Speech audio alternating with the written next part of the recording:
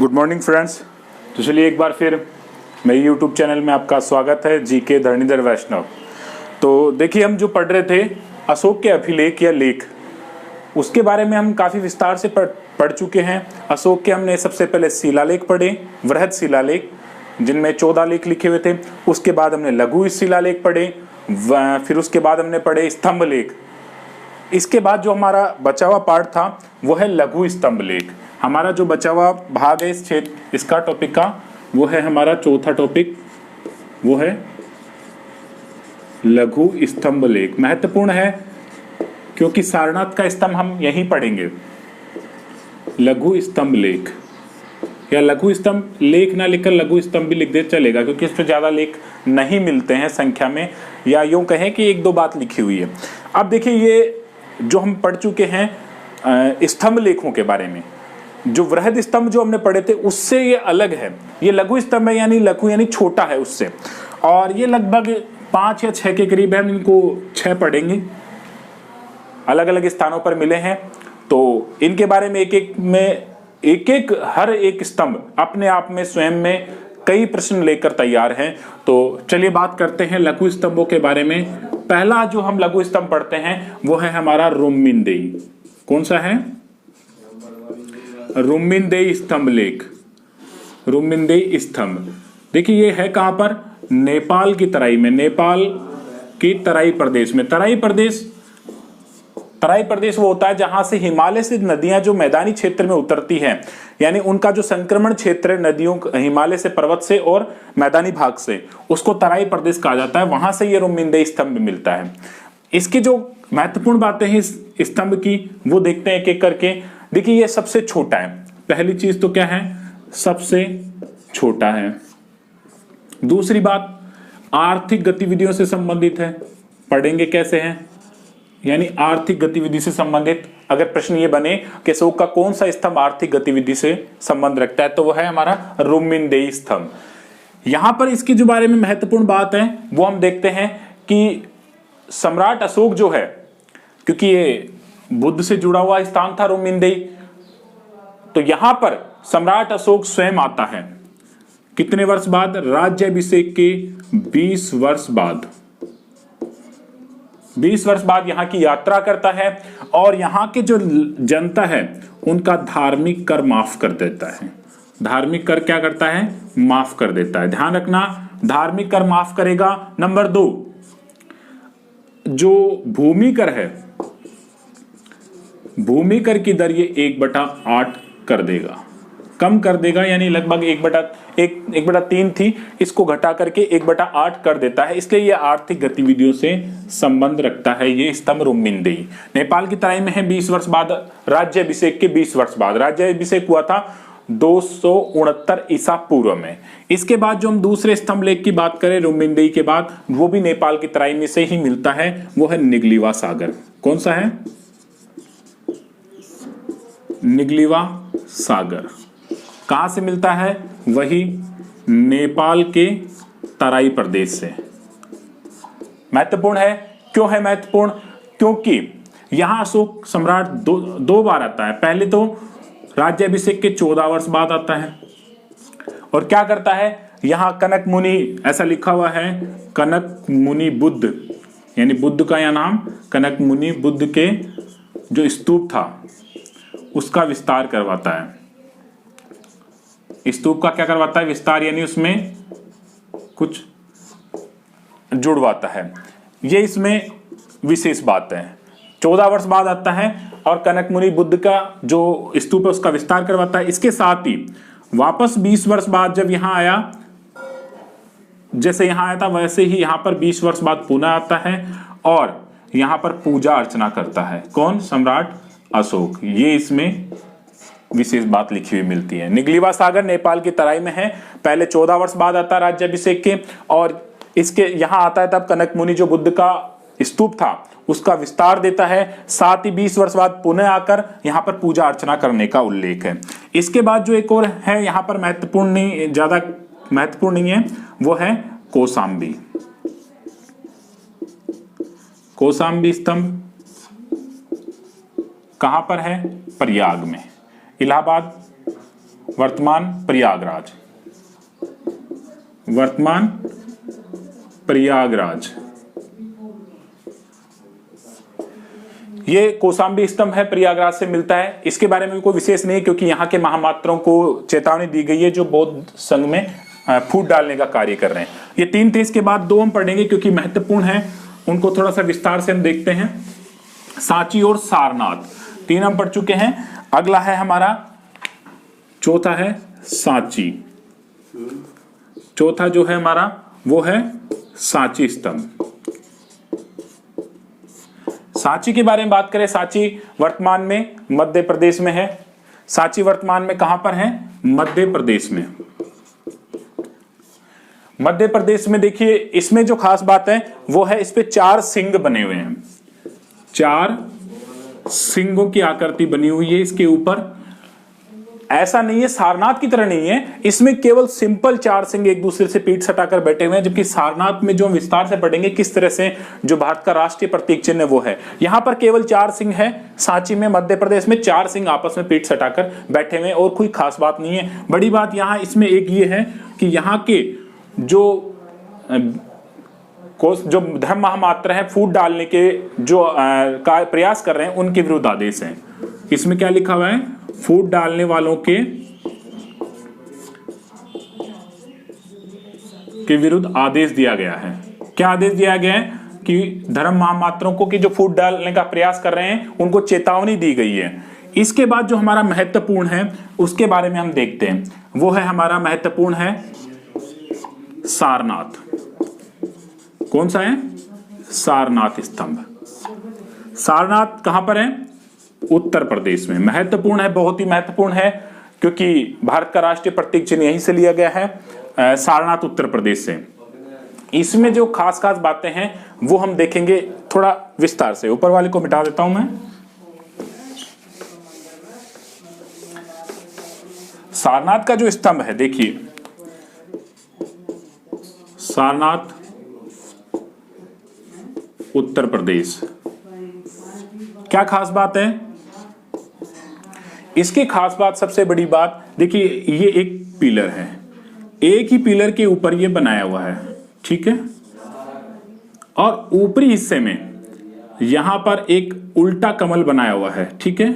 इस तरह से कमल की पंखुड़ियां बनाई हुई है और फिर ऊपर एक इस तरह से चौकी है।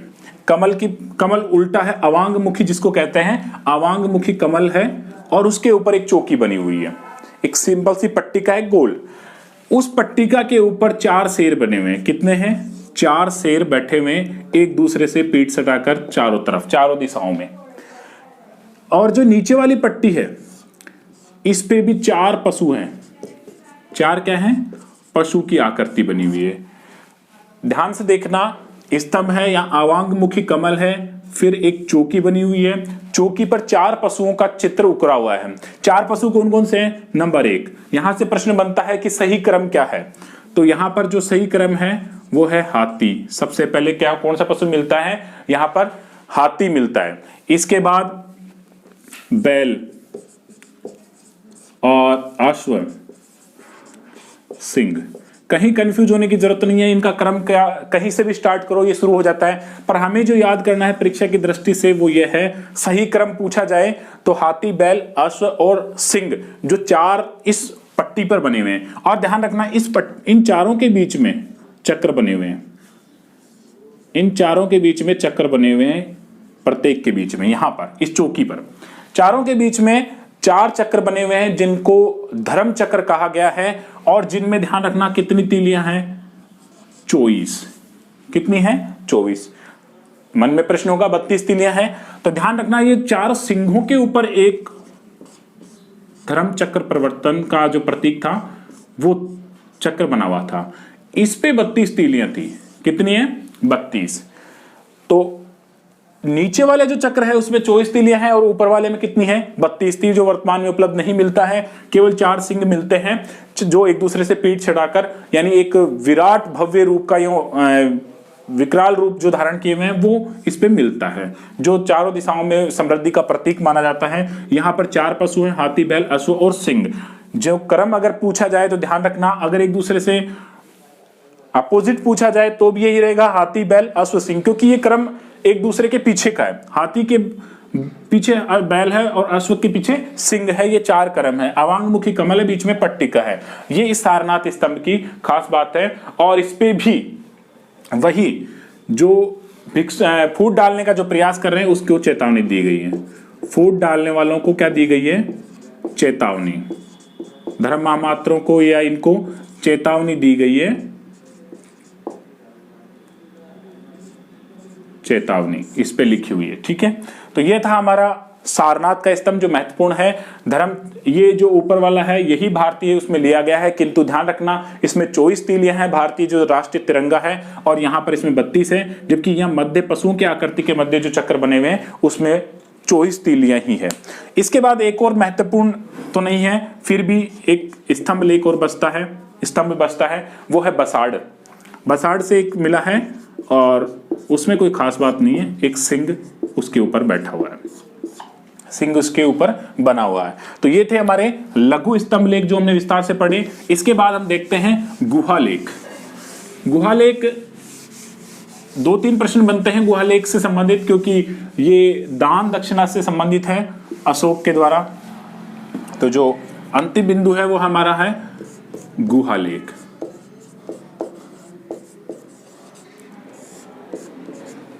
देखिए, गुहा लेख के बारे में बात करते हैं तो ये किसने, सम्राट अशोक ने किसको दिए?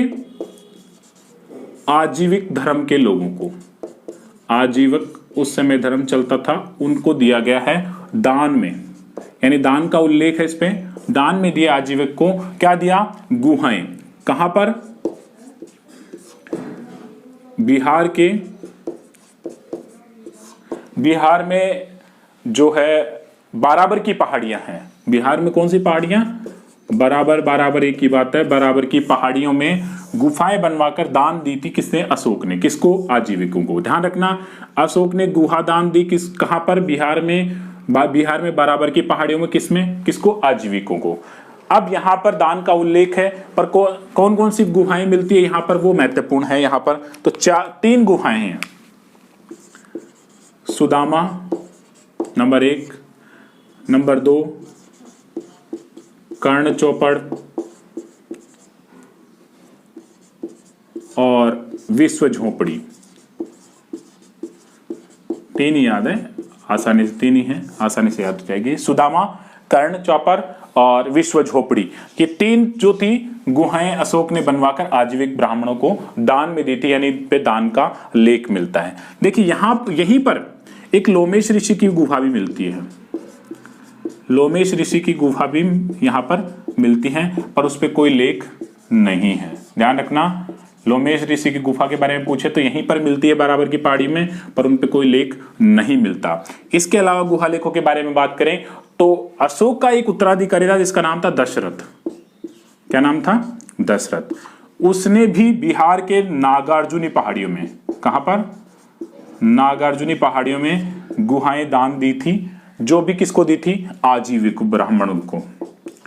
आजीविक ब्राह्मण लोगों को दान में दी थी। और वो गुफाएं कौन कौन सी हैं? ध्यान रखना, वो गुफाएं यहां अशोक से जुड़ी हुई तो है सुदामा, कर्ण चौपड़ और विश्व झोपड़ी। और दशरथ ने जो दी नागार्जुनी पहाड़ियों में वो है गोपी। नंबर 1 तो कौन सी है? गोपी, वापी और वद्धिक। ये किसने दी थी? दशरथ ने। अशोक का एक उत्तराधिकारी था जिसने आजीविक ब्राह्मणों को गोपी, वापी और वदतिक गुफाएं दान में दी थी। इन पे भी लेख मिलते हैं। ये थे अशोक के गुहा लेख। इसके बाद हम बात करें, कुछ बच गए जो विदेशों में जो अशोक के लेख मिले हैं उनके बारे में। तो विदेशों से प्राप्त हम यो लिखे, टॉपिक का नाम हमारा नंबर 6 अंतिम, विदेशों से प्राप्त।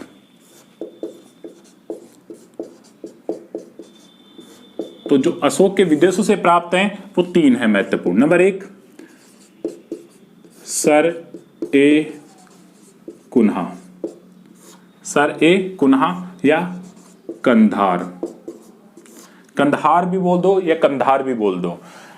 इसकी खास बात क्या है? ये दो भाषाओं में या दो लिपियों में लिखा हुआ मिलता है। नंबर 1 यूनानी भाषा लिपि और दूसरा अरेमाइक। बताया था भाषा और लिपि का अंतर, यूनानी और अरेमाइक में ये मिलता है। इसमें साथ ही इसको द्विभाषी अभिलेख भी कहते हैं, क्योंकि दो भाषा मिलता है तो इसको द्विभाषी भी कहते हैं। इसके अलावा एक इस पे सीरियाई भाषा अभिलेख भी मिलता है, सीरियाई भाषा का लेख भी मिलता है इस पे। किस पे? सरेकुना कंधार से, यानी अफगानिस्तान। कंधार कहां पर है? अफगानिस्तान। यूनानी और अरेमाइक में है द्विभाषीय सीरियाई भाषा लेख है। दूसरा जो है अशोक का विदेश से प्राप्त, वो है यहां पर लमघान। वो भी कश्मीर से अफगानिस्तान से मिला है, या इसको पुलेदा संत भी कहते हैं। पुलेदा संत कहां से मिला है? ये अरेमाइक भाषा में लिखा हुआ है, वही कश्मीर से, अफगानिस्तान से, अरेमाइक में अफगानिस्तान से। और एक और महत्वपूर्ण है, वो है तक्षशिला। कहां पर है? अफगानिस्तान में। तक्षशिला से भी कौन सी भाषा में? अरेमाइक में। और दोनों के दोनों कौन सी में है?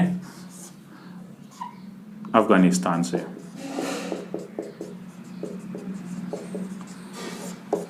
तो ये थे अशोक के जो विदेशों से प्राप्त लेख थे। सरेकुना कंधार महत्वपूर्ण है, यूनानी और अरेमाइक में। द्विभाषी लेख है, सीरियाई भाषा लेख भी इस पे लिखा हुआ है। लमघान पुलेदा संत अरेमाइक में है और तक्षशिला भी अरेमाइक में है। तो हमने ये विस्तार से देखा। देखिए वापस देखते हैं एक बार सार रूप में कि अशोक के हमने लेख पढ़े। लेखों को हमने 6 भागों में बांटा है। नंबर 1 वृहद शिलालेख, जिसमें हमने 8 वृहद शिलालेख पढ़े थे अशोक के, जिनमें 14 बातें लिखी हुई है। उसके बाद हमने पढ़ा लघु शिलालेख। लघु शिलालेख हमने 20 स्थानों पर मिले हैं भारत में लगभग अब तक। उनके बारे में पढ़ा, 1 या 2 बात लिखी हुई है जिनमें अशोक का कहीं पे नाम मिलता है, शॉर्ट ट्रिक भी काम मिली। उसके बाद हमने पढ़ा अशोक के स्तंभ लेख। तो स्तंभ लेखों में हमने प्रयाग, कौशाम्बी, जो हमने रतनपुरा, दुर्होतो, ये कुछ पढ़ा इनके बारे में। और उसके बाद हम आगे बढ़े तो आगे हमने पढ़ा लघु स्तंभ लेख जो आज हमने पढ़े, और अंत में हमने पढ़ा विदेशों से प्राप्त अशोक के अभिलेख। तो ये था अशोक के अभिलेखों के बारे में विस्तृत और गहन अध्ययन। उम्मीद है समझ में आया होगा। धन्यवाद।